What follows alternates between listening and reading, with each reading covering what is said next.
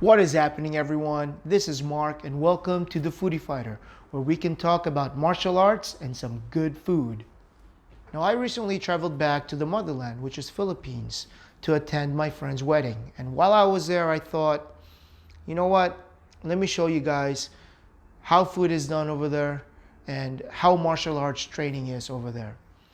Now, the most well-known fight sport right now in the Philippines is definitely boxing. However, Brazilian Jiu-Jitsu and mixed martial arts are gaining a lot of attention. Now, although there are numerous Brazilian Jiu-Jitsu or mixed martial arts clubs in the Philippines, I'm going to be focusing on boxing. I'm going to show you guys a glimpse of how the training is, of where to train, and definitely where to eat. So, hope you guys enjoy. Welcome to Binondo, a place where you can find all sorts of Chinese-influenced Filipino food.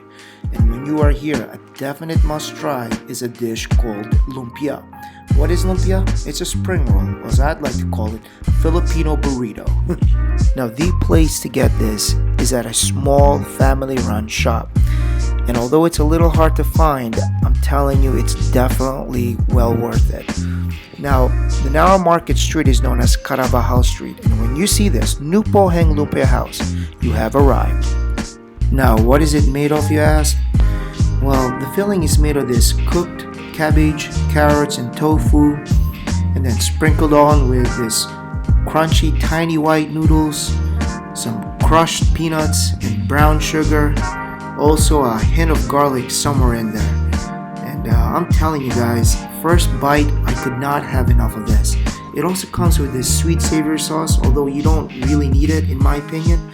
But the whole thing just works so well together.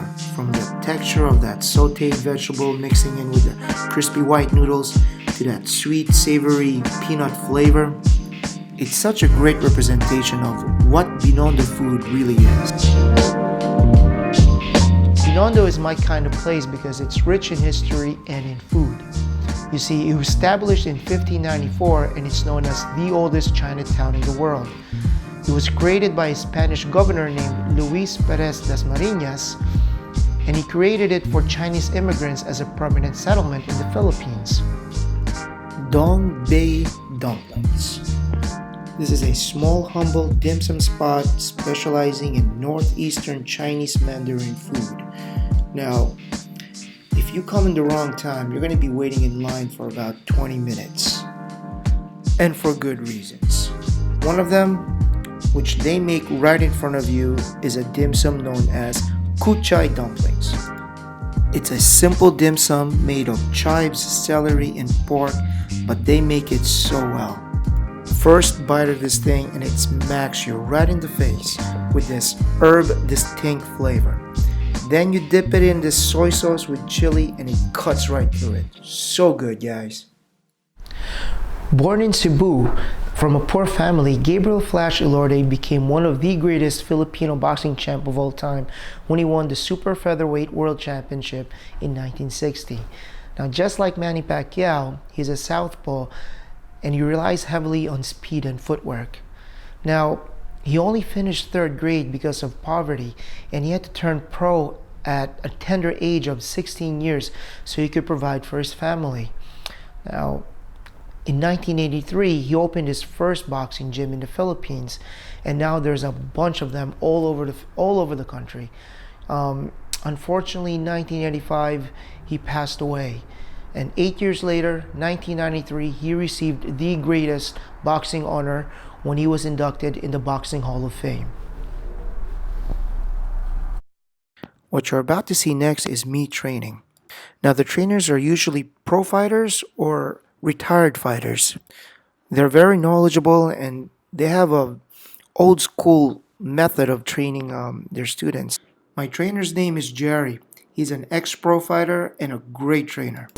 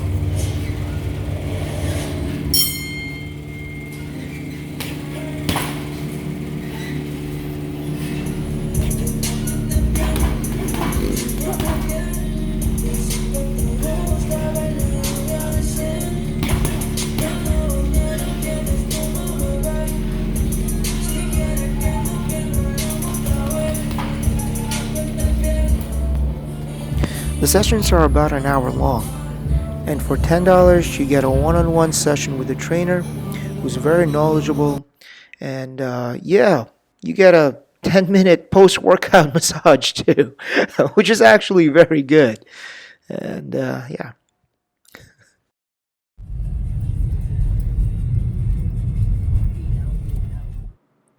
Good morning, everyone. So, we woke up early to drive about 3 hours to a place that serves lunch in an interesting and not your everyday dining area. Now, the driver said we had to leave at about 4 o'clock in the morning, or else we'd catch the traffic and easily become an 8 hour drive.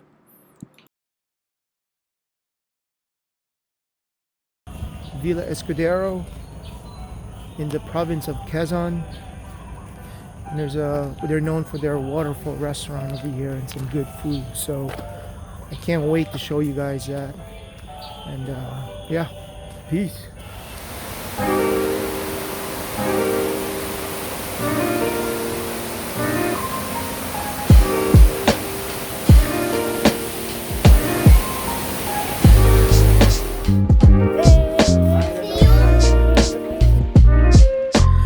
Known for their waterfall restaurant, Villa Escudero Resort was founded in the 1880s and was originally a sugarcane plantation.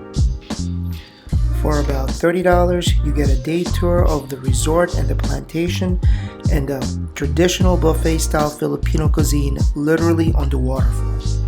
Now the food they serve is your typical Filipino picnic food. Right here is grilled pork belly. Up top is your beef caldereta. Earlier there was roasted chicken with the calamansi. There's some barbecue chicken on skewers right there, and one of my favorite, fried tilapia.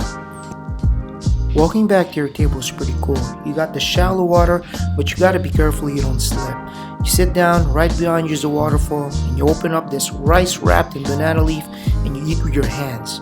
And of course, there's my godson Ian. This is one of the best alamang I've ever had. It's shrimp paste. It's got that salty, shrimpy flavor with some sweetness on it. And what we usually do is we get like a steamed okra or a fresh tomato, and you mix it with the rice,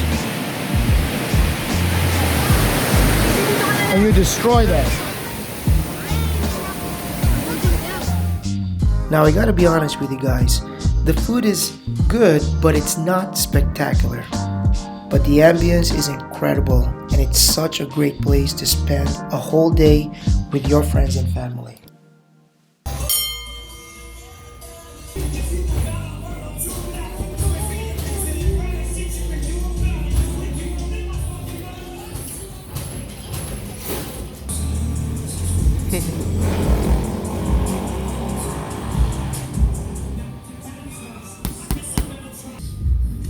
So Ian found out that I was training in boxing during my short stay in Philippines and wanted to join. Now I've taught him a few things before, like that nice uppercut he just caught me with, but he's never trained in a real boxing gym and he wanted to see it for himself. So I got him here, I'm jabbing him, I'm trying to catch him with that right hand on his stomach.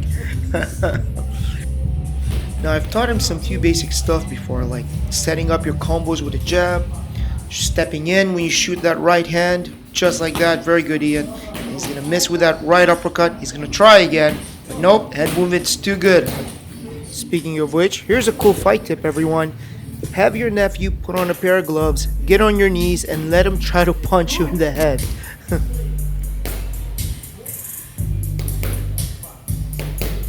No.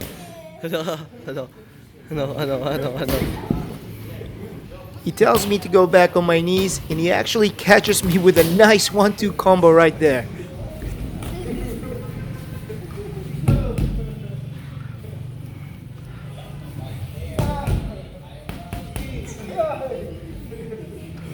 And right here, he's actually setting me up with a nice 1-2 combo, throws punches in bunches, calls out his inner Manny Pacquiao, but gets stuck in the corner right here, and I won't let him out. Come on, Ian, you gotta fight out of this. You gotta punch your way out. Keep those hands up. All right, a little holding and punching, a little illegal, but okay, good job. But most importantly, he remembers to always put his hands up just the way I taught him. Good job, Ian.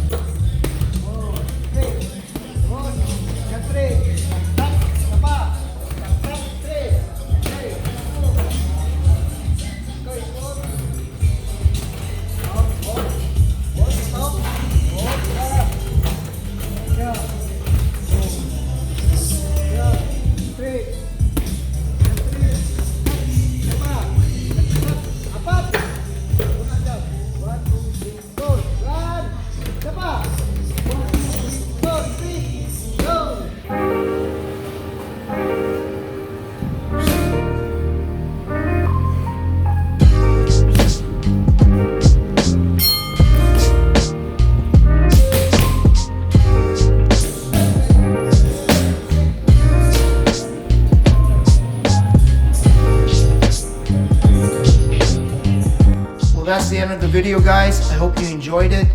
I hope you learned something, or maybe even just inspired you to go out and try martial art. And yeah, comment down below what you think of my first video. If you recommend any gyms or a food that I should have tried in Binondo. And hit that like button if you like the video. And please don't forget to subscribe for upcoming videos. And that's it. I'm out. Peace.